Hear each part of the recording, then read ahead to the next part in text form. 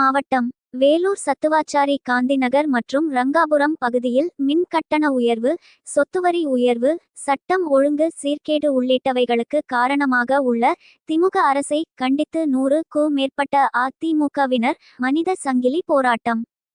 தமிழகத்தில் 40 மாத காலமாக தமிழக மக்கள் பல்வேறு இன்னல்களை சந்தித்து வருவதற்கு காரணம் திமுக அரசை கண்டித்தும், மேலும் தற்போது மின் கட்டண உயர்வு, சொத்து வரி, வீட்டு வரி, அத்தியாவசிய பொருட்களின் விலைவாசி உயர்வு உடனடியாக திரும்பப் பெற வேண்டும் என்றும், மேலும் தமிழகத்தில் சட்டம் ஒழுங்கு சீர்கேடு அஇஅதிமுக சார்பில் கண்டன ஆர்ப்பாட்டம் நடைபெற்றது.